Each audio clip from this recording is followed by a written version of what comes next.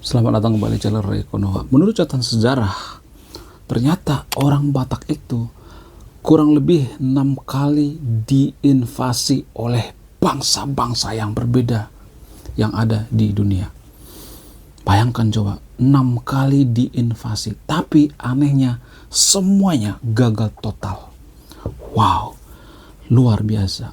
Dan yang paling aneh lagi adalah ternyata walaupun orang Batak itu sampai 6 kali diinvasi oleh bangsa-bangsa yang berbeda-beda, namun orang Batak itu tidak pernah sekalipun balas dendam.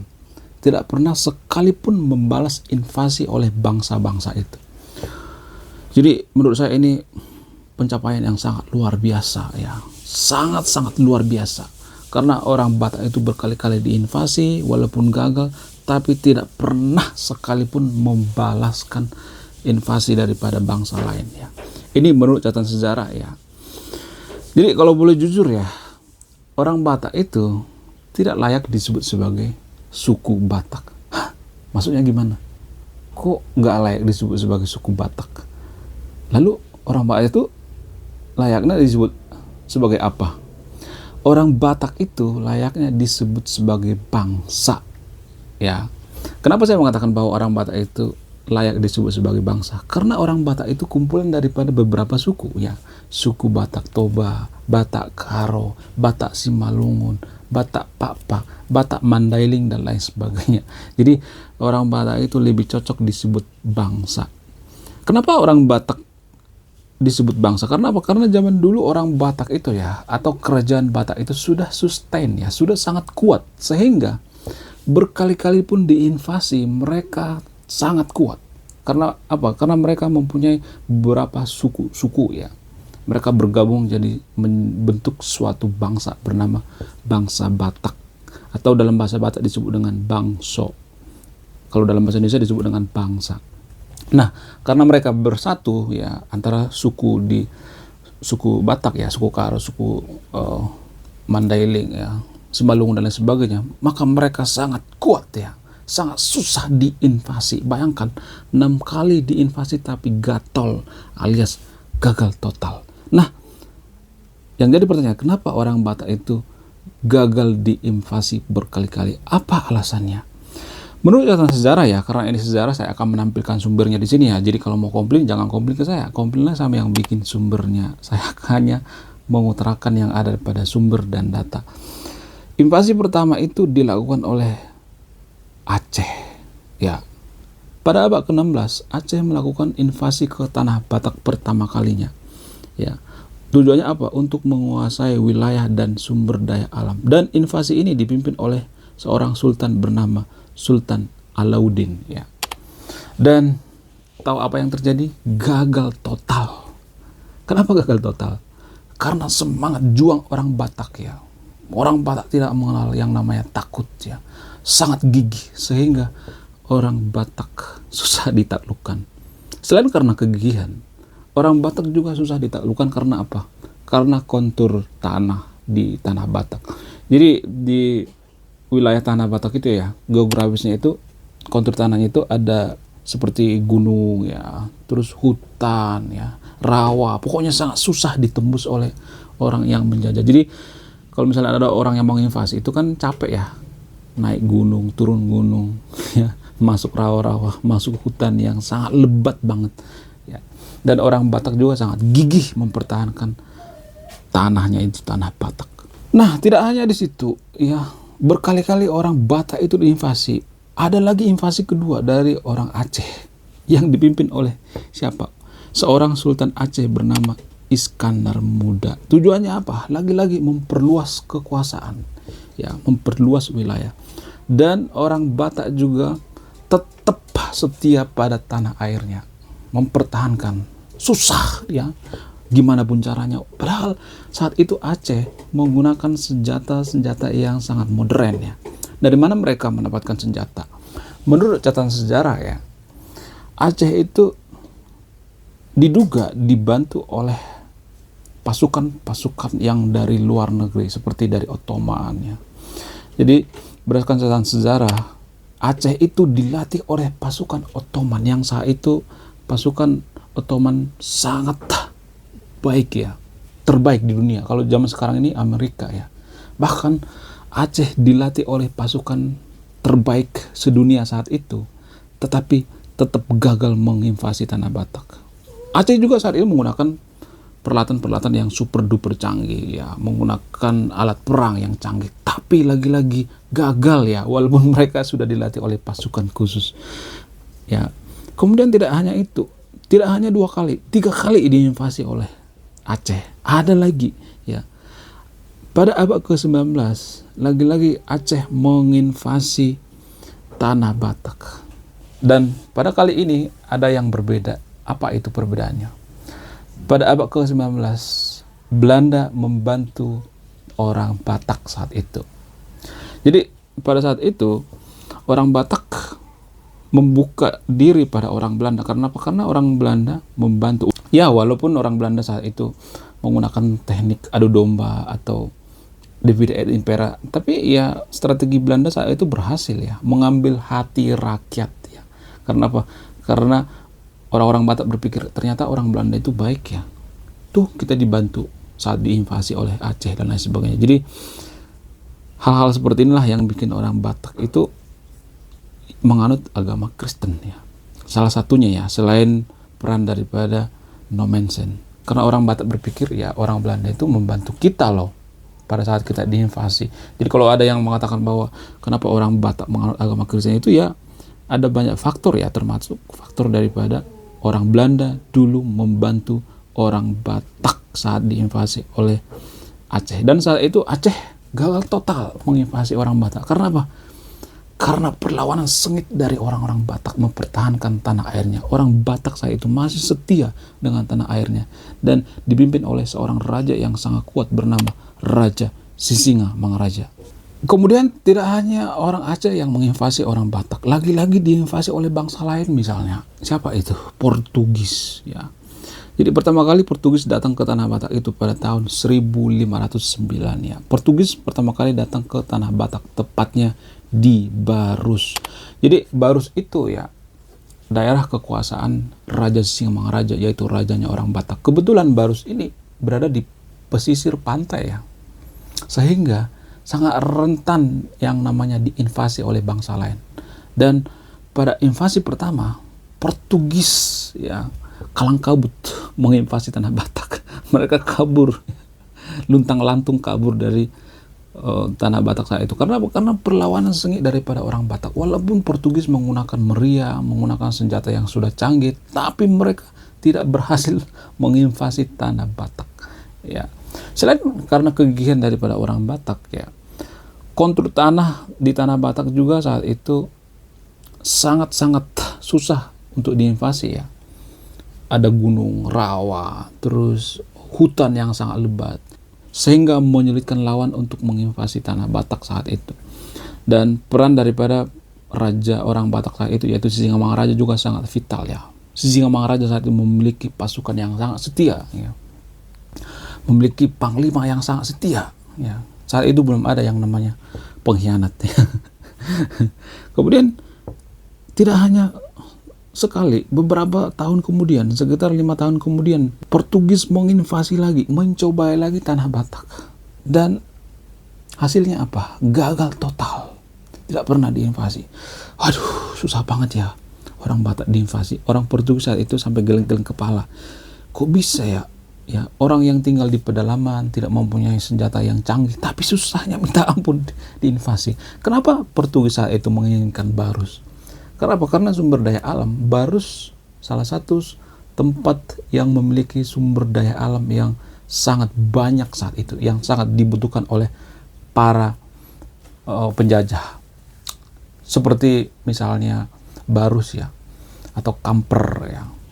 Jadi kapur Barus itu kan berasal dari Barus. Dan konon katanya, menurut dugaan ya, raja-raja Afrika ya, seperti raja-raja Mesir ya, Firaun dan lain sebagainya, mereka diawetkan dengan apa? Dengan kapur ya. Kapur dari mana? Kapur dari Barus. Jadi saat itu banyak bangsa menginginkan Barus ya. Penghasilan atau sumber ekonomi daripada kerajaan Batak saat itu ya, itu yang dipimpin oleh Sisinga Mangaraja, banyak bersumber dari Barus, yaitu tanah Batak.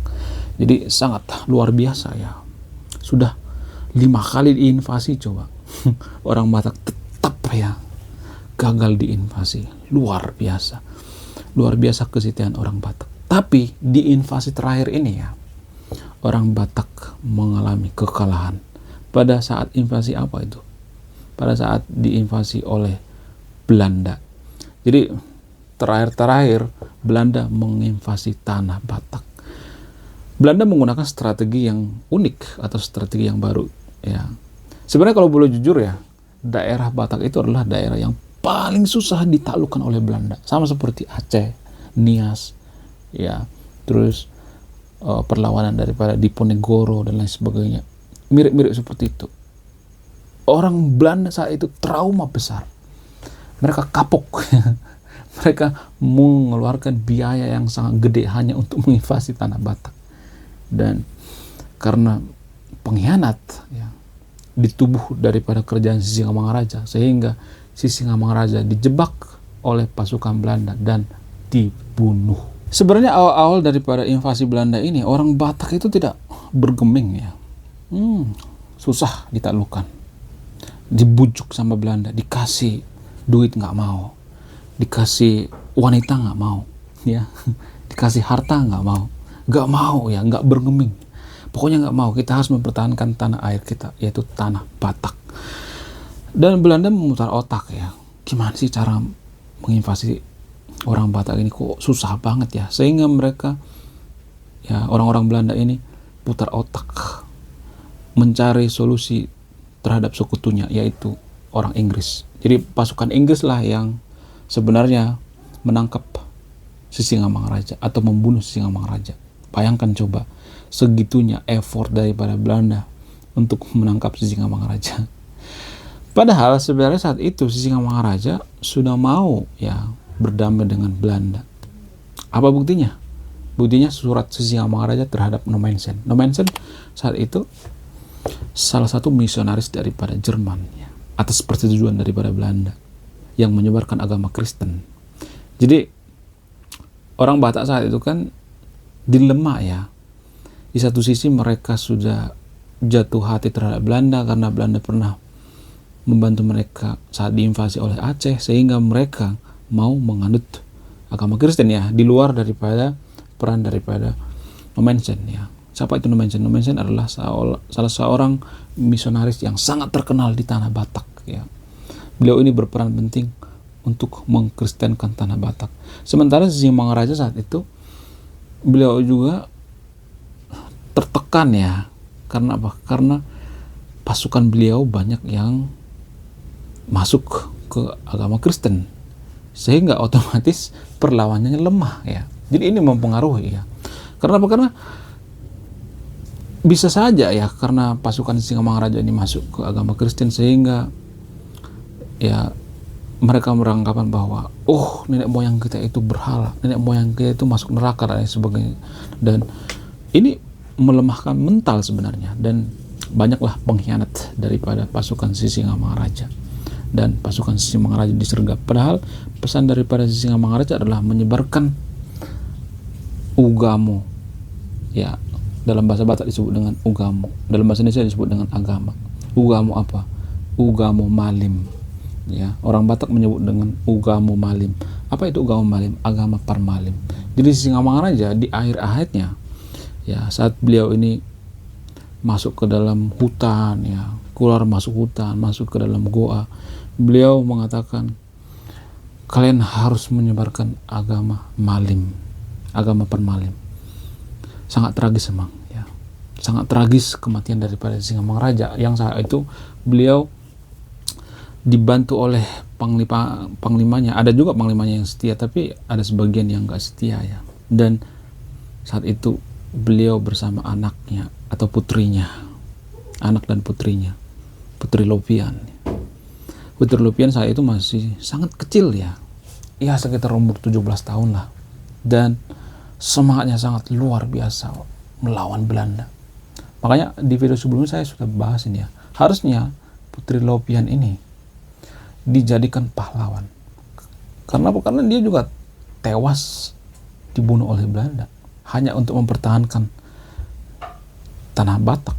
Harusnya Putri Lovian ini sama seperti pahlawan-pahlawan lainnya seperti R.A. Kartini, ya, pahlawan-pahlawan Cut Nyadin dan lain sebagainya, ya.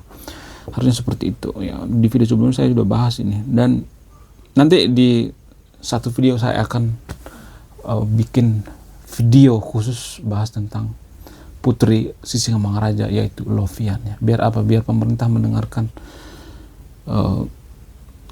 hati rakyat, ya. Biar apa? Biar pemerintah menjadikan Putri Lovian ini sebagai pahlawan. Ya, kita harus menghargai perjuangan daripada Putri Lovian ini. Sangat gigih melawan Belanda. Jadi karena orang Batak itu berkali-kali diinvasi, ya. Berkali-kali diinvasi. Orang Batak berpikir, lah kok gini ya? Kita kan nggak punya salah. Kok kita diinvasi terus? Kok kita diserang terus? Sehingga sempat ya orang Batak itu menutup diri, ya, mengisolasi diri, tidak mau bergabung dengan bangsa lain. Ya, itulah alasannya kenapa sebelum Nommensen ada misionaris-misionaris yang datang ke tanah Batak, tapi berakhir dengan tragis. Karena apa? Karena orang Batak saya itu sudah trauma, ya. Trauma dengan invasi yang dilakukan oleh Portugis, ya, yang dilakukan oleh Aceh dan lain sebagainya. Kita kan nggak punya salah, tapi kita diinvasi terus, ya, sehingga orang Batak saya itu menutup diri, ya. Dan orang-orang luar, ya, orang-orang luar daripada orang Batak menyebut orang Batak itu sebagai orang pedalaman. Makanya disebut dengan orang Batak, ya. Konon katanya Batak itu pengertiannya itu adalah pedalaman. Orang pedalaman yang kuat dan gigih, ya, semangat juang yang gigih mempertahankan tanah airnya. Walaupun di akhir ayat daripada Sisingamangaraja ada pengkhianat, ya. Di semua suku pasti ada pengkhianat, kan, ada mata-mata, kan. Di mana Sisingamangaraja takluk saat itu karena apa? Karena ada pasukannya yang menjadi mata-mata. Di situ kelemahan daripada Sisingamangaraja.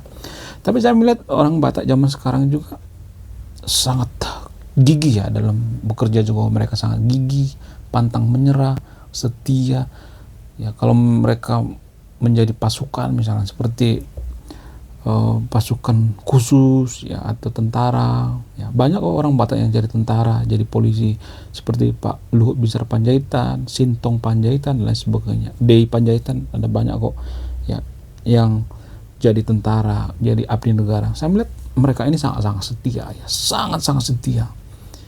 Jadi mungkin kali ya faktor daripada ini, ya, karena orang Batak dulu sering diinvasi, ya, sehingga orang Batak itu secara tidak langsung kuat, ya, gigih mempertahankan tanah airnya.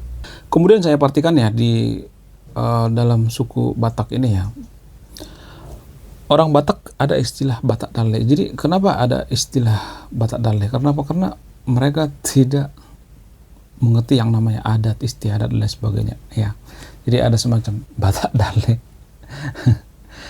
Batak Dalle ini sebutan bagi orang Batak yang tidak setia dengan tanah airnya, tidak setia dengan adatnya. Karena orang Batak itu sangat kental dengan adat istiadat, sangat kental dengan adat istiadat. Jadi kalau orang Batak itu bertemu, mereka akan martutur, ya. Mereka akan mencari, kita tuh panggilannya apa, gitu. Jadi ada semacam pertuturan, ya. Ya, mereka akan mencari kita manggil apa, dan mereka akan selalu mencari persaudaraan. Oh, kamu paman saya. Oh, kamu bibi saya. Oh, kamu kakek saya dan lain sebagainya. Jadi seperti itu, ya, orang Batak selalu mencari persamaan, gitu, persaudaraan melalui apa? Melalui adat, ya. Jadi kalau misalnya orang Batak itu tidak mengerti yang namanya adat Batak, maka biasanya disebut dengan Batak Dalle. Kalau ada orang Batak yang mengkhianat, ya, seperti pasukan Sisingamangaraja, ya, yang pengkhianat, biasanya disebut dengan Batak Dalle. Jadi Dalle itu adalah sebutan atau ejekan bagi orang Batak yang tidak setia dengan tanah airnya, yang tidak setia dengan budayanya. Karena budaya dengan tradisi orang Batak itu sangat kuat, ya, sangat-sangat kuat. Kemanapun orang Batak itu pasti mereka ingat dengan adat dan tradisinya. Walaupun mereka sudah pergi ke luar negeri, mereka tetap setia dengan adat istiadat. Jadi hal seperti ini sebagai contoh ya, sebagai contoh bahwa orang Batak itu sangat setia. Jadi inilah bukti bahwa orang Batak itu adalah orang yang sangat setia ya, setia terhadap negaranya, setia terhadap bangsanya. Makanya orang Batak itu gagal diinvasi dan anehnya mereka tidak pernah menginvasi balik. Oke, sekian video ini. Terima kasih sudah menyimak. Saya Rekono, salam rasional.